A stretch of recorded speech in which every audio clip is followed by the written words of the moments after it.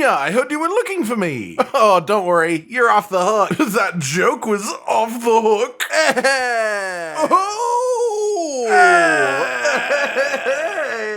Ladies, gentlemen, and monsters of all ages, sometimes you're looking to hunt some monsters with weapons, but maybe right now you want to go fishing instead. The fishing system is surprisingly detailed in Monster Hunter Wilds, with quite a few fishing spots across the world, multiple different types of bait meant to make it easier to catch different kinds of fish, and an interestingly layered system for actually reeling in that line, getting the attention of different fish, and then actually catching them, especially for the Whoppers, the big ones. That said, let's go through the actual questline and how to do each step, how to catch each of the fish that you need to for the missions themselves, but then also how to catch the Goliath Squid for an extra special fishing achievement at the end too, and then any extra mentions on the fishing system in general along the way that can help you reel in some more of that monster hunting goodness. But you can also hold Monster Hunter in the palm of your hand, take it wherever you go, and whip it out at any time, thanks to a game called Monster Hunter Now. You may have heard of the game when it first released in 2023, but in the time since then, Monster Hunter Now has seen multiple major updates. It has had additional weapon types worked into the game, additional monsters, and just more hunting to dive into as well.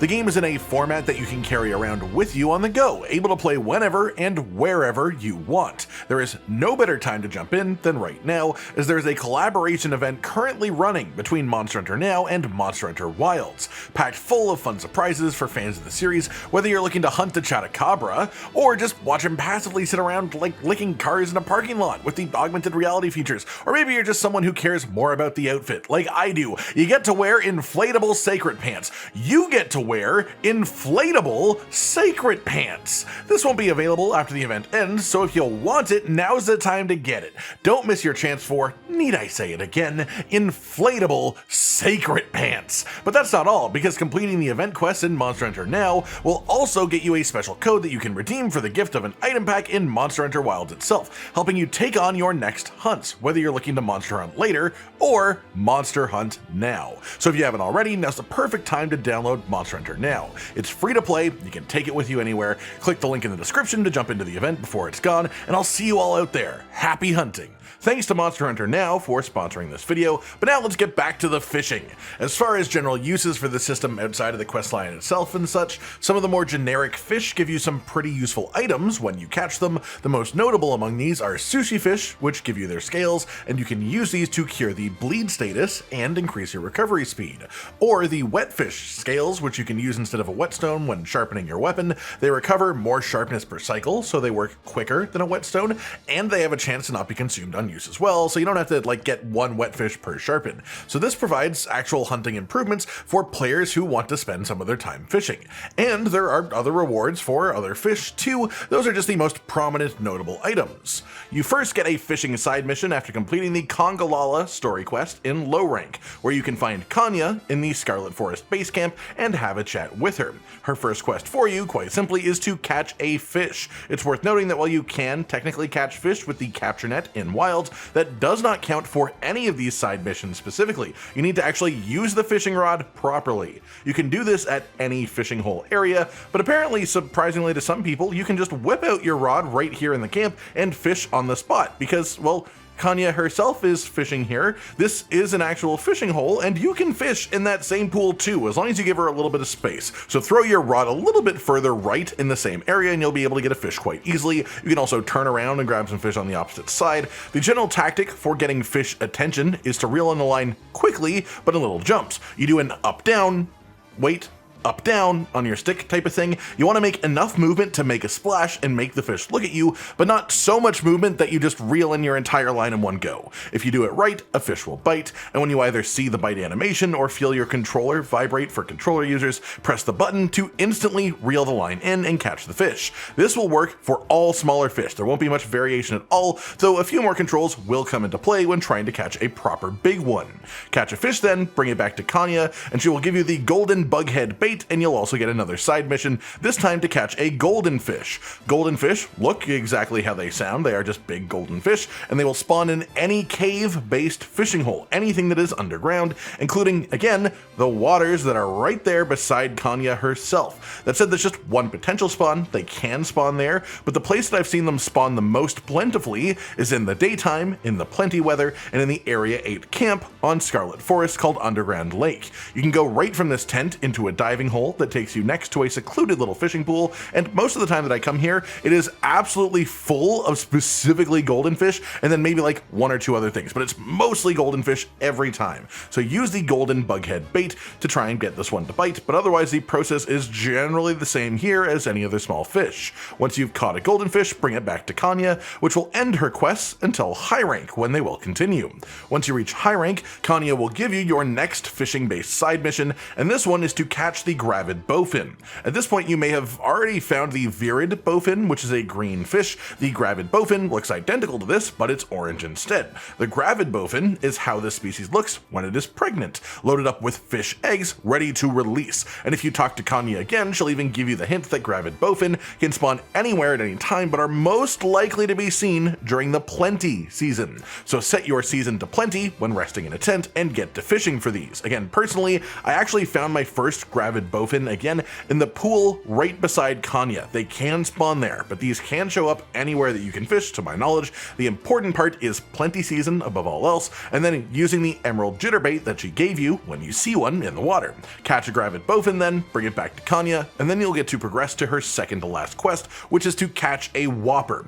At this point, Kanya will give you a new lure called the tough joint bait. This is meant for luring larger fish specifically, because this new side mission's objective is to catch a whopper, which is the general term used for a particularly large fish, and one that is much more willing to fight back before you can actually nab it. When a whopper grabs onto your lure, you have to be much more active about catching it. You'll get all the extra controls on the screen the first time it happens, but it will try and pull you in a direction, and you need to control your left stick movement to reduce the resistance on the line and try to keep the line from snapping and breaking. If the fish is swimming left, you want to move your stick left with it, matching the direction, unless it is swimming towards an obstacle. If a fish crosses your line with a rock or a tree or something like that within the water, then it will instantly break your fishing line. You do not want this. If the fish is swimming towards that, pull your stick the opposite direction to slow it down. You can only do this for a short amount of time before the line breaks, but it's usually enough to make the fish turn around if you are firm on the stick. When the fish stops actively pulling either direction for a moment,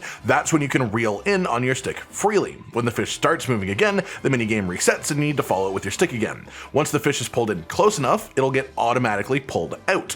The fish that count for this quest stage are quite a few, but all of them are locked to only be in the lake off of Area 17 on the Scarlet Forest, to my knowledge. And even more so than the small ones, you can very easily see when there is a whopper swimming around in the water because they're really big, so you can try and position your line cast to be in the path of the larger fish. Even if you have the perfect bait for the fish that you want though, it won't necessarily grab on the first time. It's just how the game works. So be patient, move around a bit if you need to, cast your line multiple times, get rid of some of the smaller fish that are getting in the way maybe, and do your best to get a line towards your whopper that doesn't have any major obstacles along the way to make it tougher. You might not get it the first or second time, but that's fine. Fishing in real life is about patience, and in Monster Hunter it's honestly not that much different, especially when you are learning the controls to begin with. That said, if you are able to tease a whopper just right, you can get it so it's very, very close to the shore before it even actually bites onto your hook, and then you don't even have to do the minigame to begin with. It's all about technique, and the better you get at fishing in Monster Hunter Wilds, the easier it is, and that's a crazy thing for me to be able to say.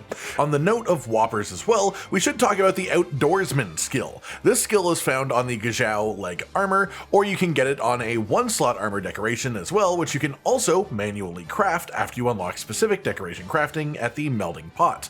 This skill simply gives you more leeway when you're catching whoppers before the line will break. It doesn't make you invincible. If you steer into an obstacle, it'll still snap, and you still need to understand how the actual fishing system works in general, but it makes it much harder to snap the line from purely holding the stick the wrong direction. So for anyone searching for that 30 whopper catching achievement especially, it is worth noting the existence of this skill, but honestly if you get good at the system you definitely don't need it. It makes a difference, but it's not the be-all end-all to fishing. After you've successfully caught a whopper then, return to Kanya to get the tentacle jig lure. This is meant to help you get any creature that has tentacles. tentacles. And then you'll get the last quest in the side mission chain, which is to find and hook a grand Escunite. This is a big, glowing, shelled squid-type creature. It only shows up during the nighttime specifically, and it is definitely locked to the Scarlet Forest. And while it might not be locked to specific zones, the only areas I've actually seen it in personally are that little fishing hole that I mentioned earlier beside the Area 8 underground lake camp, but more commonly in the larger line along the north side of Area 12 right here. This spot essentially looks down on an underwater cave from above. You can also fish adjacently here, just up on the right side of this, under the waterfall beside the diving point, and I have seen grand Escunite spawn in this little part of the cave. I have also seen them spawn on the little shore outside as well. They are quite easy to see when they show up, given that they are big glowing squids. Make sure that you use the tentacle jig lure when you see them, and just have some patience trying to get them to grab on. Otherwise, they don't even have Whopper controls. They're considered a smaller fish. They just get dragged out like a regular one once they grab on and you press the button. No big deal.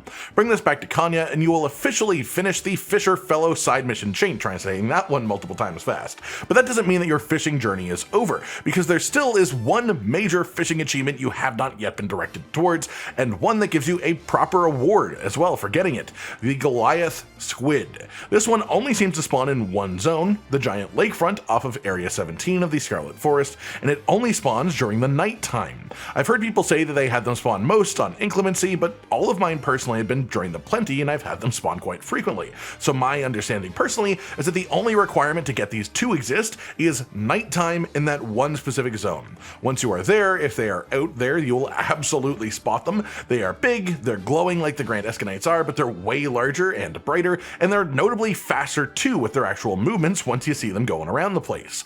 To attract a Goliath Squid, you want to use the tentacle jig lure. It will take you a few attempts probably to get them actually interested, but once it is latching onto your hook, it's basically just a really hefty Whopper. You have to do the whole minigame, following them around and slowly getting them out as they try to pull themselves away, moving them away from the obstacles and stuff like that. But the main distinction is that they just seem to have way more stamina than even the other Whoppers. So you'll have to do a large amount of the moving the left stick around with them for every bit of actual reeling you get to do. So it's basically a test of your patience, of course, and how well that you've learned the actual fishing system minigame so far. Once you've reeled it in, your first one will get you a special award, Monster Squid Hunter. And that pretty much does it then, everyone.